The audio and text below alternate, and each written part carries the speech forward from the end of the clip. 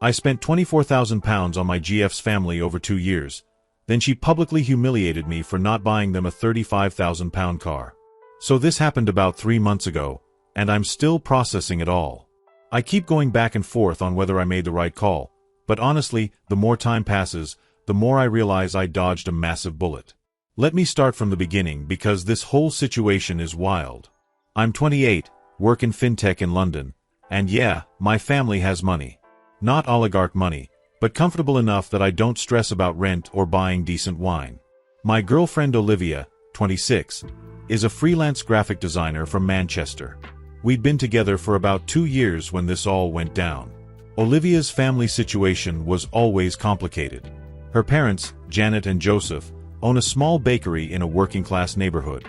Sweet people, genuinely kind, but they've always struggled financially. Olivia has a younger brother, Gary, who's 23 and bounces between jobs. The family dynamic was intense. Very close-knit, but also very dependent on each other emotionally and financially.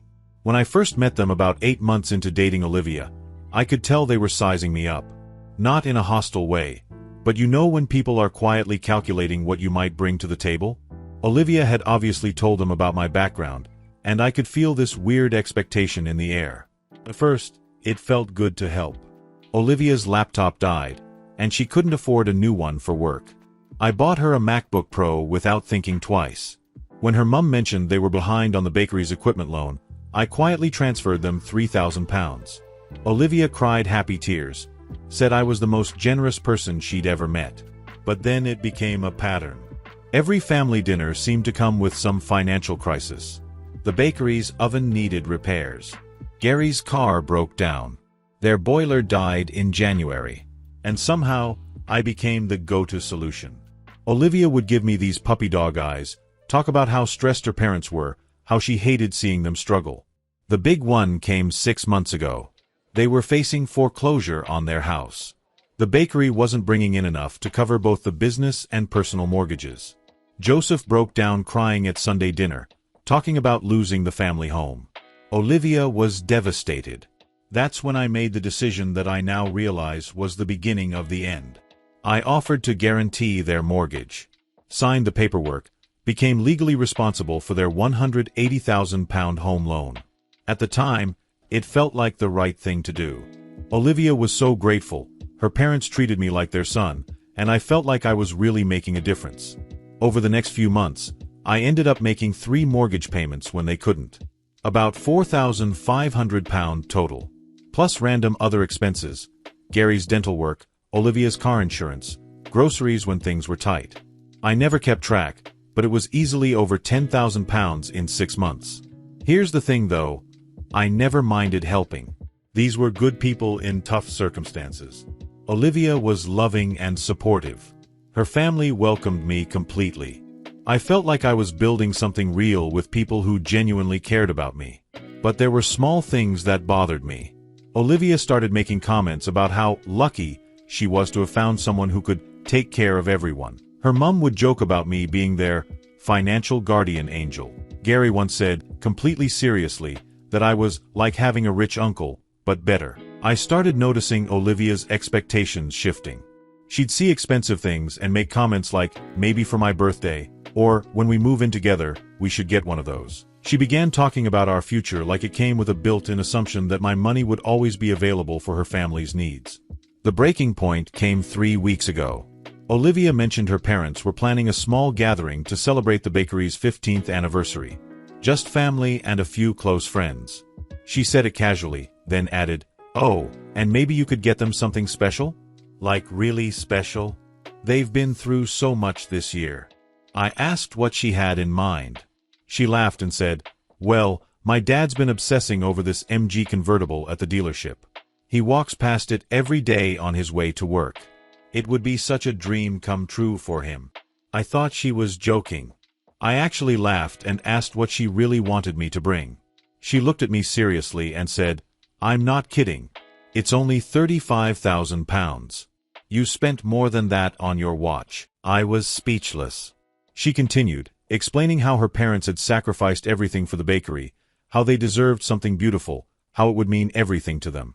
She painted this picture of me walking in with the car keys, everyone crying happy tears, her dad finally getting something he'd always wanted. I told her that was insane. £35,000 for a gift was completely over the line, even for me. She got defensive, said I was being selfish, that I spent more than that on stupid investments all the time. We had our first real fight about money. She kept bringing it up over the next week, texting me photos of the car, articles about how MGs were great investments, stories about her dad's difficult childhood and how he deserved nice things. The pressure was constant and uncomfortable. Finally, I told her straight up, I wasn't buying her father a car. I'd bring a nice bottle of wine and some chocolates, and that was it. She went quiet for a day, then texted me, "Okay, I understand," with a sad face emoji. I should have known something was wrong with how easily she accepted it. The day of the gathering, I showed up with a 150-pound bottle of champagne and some fancy Belgian chocolates from Harrods. I thought I was being generous. That's more than most people spend on gifts for their own parents' anniversaries. I knocked on the door, expecting Olivia to answer with her usual smile. Instead, she opened the door with this cold expression I'd never seen before. She looked at my hands, saw the wine and chocolates, and her face completely changed. "Seriously," she said, loud enough for people inside to hear. "This is what you brought?" I was confused. I said yes, I brought champagne and chocolates like we discussed. She stepped outside and closed the door behind her. "We discussed you bringing something meaningful. Something that shows you actually care about this family." Her voice was getting louder. I tried to explain that I never agreed to buy a car, that we'd talked about this. She cut me off. "Do you have any idea how embarrassing this is? I told everyone you were bringing something special. My parents have been so excited. And you show up with wine like you're going to a bloody dinner party." People inside were definitely listening now.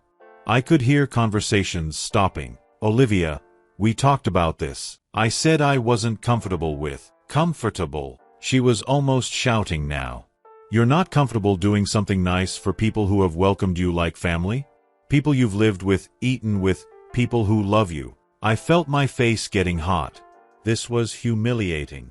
Her neighbors were starting to look out their windows. "You guaranteed our house.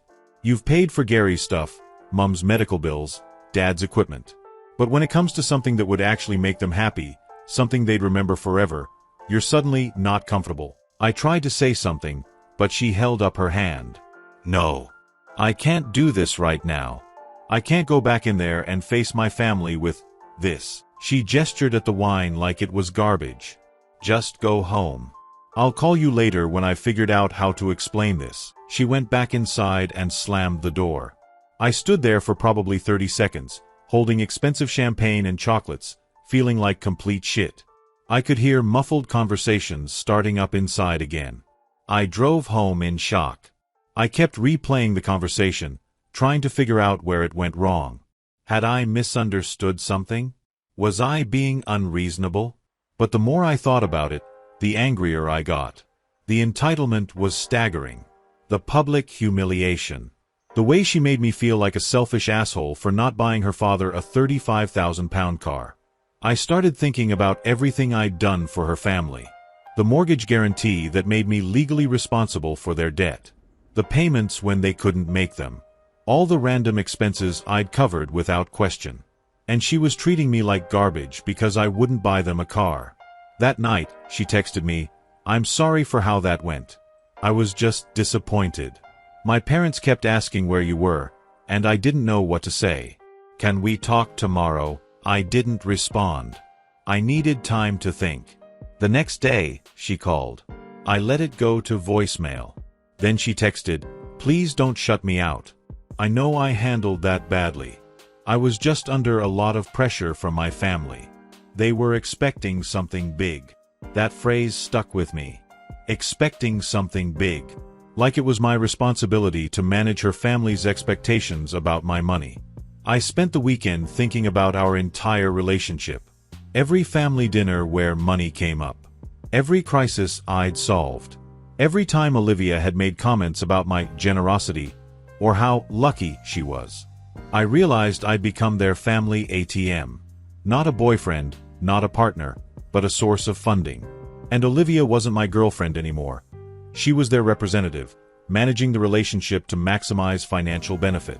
Monday morning, I called my solicitor. I wanted to understand what it would take to remove myself as guarantor on their mortgage. He said it was complicated, but possible if I could prove the arrangement wasn't in my best interest or if there were concerns about repayment. I also called my bank and got statements for everything I'd spent on Olivia and her family over the past year. The number was shocking, £23,847.63. Nearly £24,000. That evening, Olivia called again. This time I answered. "Thank God," she said. "I've been going crazy. Look, I'm really sorry about Saturday. I was stressed and I took it out on you. My parents are asking when you're coming round for dinner." I told her we needed to talk in person. She suggested she come to my flat. I said no, somewhere public. That seemed to worry her. We met at a cafe near her place. She looked nervous, kept fidgeting with her phone. I brought printed bank statements. I told her I'd been thinking about our relationship, about my role in her family's finances, and about what happened at the door. She immediately started apologizing again, saying she overreacted, that she never meant to make me feel bad. I cut her off. I told her the issue wasn't her reaction, it was the expectation behind it. The assumption that I would spend £35,000 on a gift. The way she'd presented it as normal and reasonable. She got defensive. Said her family had been through a lot, that they deserved nice things, that I had the means to help and it wouldn't even impact my lifestyle. I showed her the bank statements. Line by line, every payment I'd made related to her or her family. She went quiet as she read through them. "I never asked you to track everything," she said finally. "This feels like you're trying to make me feel guilty for accepting help." That's when I knew for certain this was over. She wasn't seeing the problem. She was seeing my documentation of the problem as the real issue. I told her I was removing myself as guarantor on their mortgage. She panicked. Started crying, saying they'd lose the house without my guarantee. I said that wasn't my responsibility anymore. "What do you mean, anymore? These are people you care about. People who love you." I asked her if she loved me, or if she loved what I could provide for her family. She couldn't answer that question. I left the cafe. She followed me outside, crying, begging me not to make any rash decisions. She promised things would change, that she'd never ask for anything again, that we could work it out. I went home and blocked her number. I blocked her on Instagram, Facebook, WhatsApp, everything. I sent an email to her parents explaining that I needed to step back from the mortgage guarantee for personal reasons, and that they should contact their bank to discuss alternatives. That's when the real harassment started. She began texting from her friends' phones. Created fake Instagram accounts to message me. Had her brother Gary call me from work phones. Her mom even showed up at my office building once, crying, begging me to reconsider. The messages were all the same pattern. I was being cruel. I was abandoning people who loved me. I was throwing away a beautiful relationship over money. They were going to lose their house. Her parents might have to close the bakery. Olivia sent increasingly desperate messages. She promised to pay back every penny I'd spent. She said she'd get a regular job to contribute more financially. She begged me to just talk to her, to give her a chance to make things right.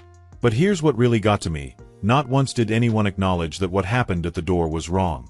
Not once did anyone say, "You were right, expecting a car was unreasonable." Every message was about how I was overreacting, how I was punishing everyone for Olivia's mistake.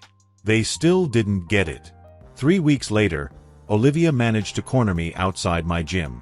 She looked terrible, like she hadn't been sleeping. She begged me to just listen to her for 5 minutes.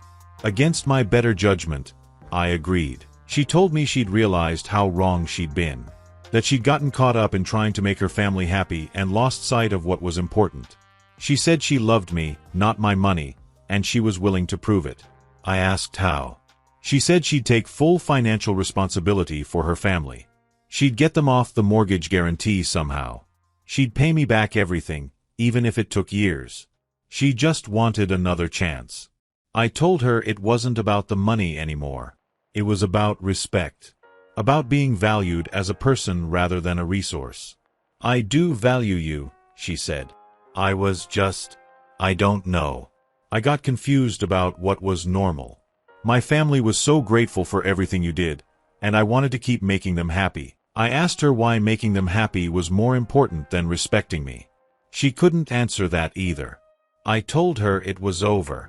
That I hoped she and her family would figure things out, but I couldn't be part of it anymore. She broke down completely. Started sobbing in the middle of the street, begging me not to walk away, saying she'd do anything. I felt awful, but I kept walking. That was a month ago. The messages have mostly stopped now. I heard through a mutual friend that her parents managed to refinance the mortgage without my guarantee, though at a higher rate. The bakery is still open. Gary got a job at a warehouse. Olivia apparently moved back in with her parents to save money. She's been telling people I changed after we started having problems, that money and family expectations ruined a good relationship. Which I guess is true, in a way. But here's what I keep coming back to, the look on her face when she opened that door. The genuine disgust and disappointment when she saw wine and chocolates instead of car keys. The way she humiliated me in front of her neighbors rather than handle the conversation privately. That wasn't someone who loved me.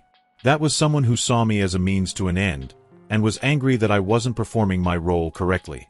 I've been in therapy since this all happened, trying to understand how I let it get so far. My therapist says people pleasers often attract takers, and that financial boundaries are just as important as emotional ones. I'm learning to recognize the signs now. The way Olivia would always frame her requests in terms of other people's needs. The guilt trips disguised as conversations about family values. The way she made my financial support seem like proof of love rather than what it actually was, enabling. Do I miss her? Sometimes. Do I miss her family? Yeah, actually. They were genuinely warm people, and I enjoyed feeling like part of a close family unit. But I don't miss the constant pressure. I don't miss feeling like my worth was measured by my willingness to solve everyone's problems with money. I don't miss the anxiety of wondering what the next crisis would be. Most of all, I don't miss that sick feeling I had standing on their doorstep, holding gifts that were suddenly inadequate because they weren't expensive enough. I'm dating someone new now. Bella, 29, works in publishing. She has her own flat, pays her own bills, and when I offered to buy dinner on our second date, she insisted we split it. When I mentioned I come from money, she said, "That's nice," and changed the subject to a book she was reading. It's refreshing to feel valued for who I am rather than what I can provide. Looking back, I think Olivia genuinely believed she loved me. But she loved the version of me that made her family's problems disappear. She loved the security I represented, the status, the ability to be generous with other people's crises. She never learned to love the person who might sometimes say no. And honestly, I never learned to expect that kind of love until it was gone. The whole experience taught me that generosity without boundaries isn't kindness. It's just enabling with better marketing. Real love doesn't come with a price tag, and it definitely doesn't come with public humiliation when you won't meet someone else's financial expectation. I hope Olivia figures that out someday. For her sake, and for whoever she dates next. But it won't be my problem to solve anymore.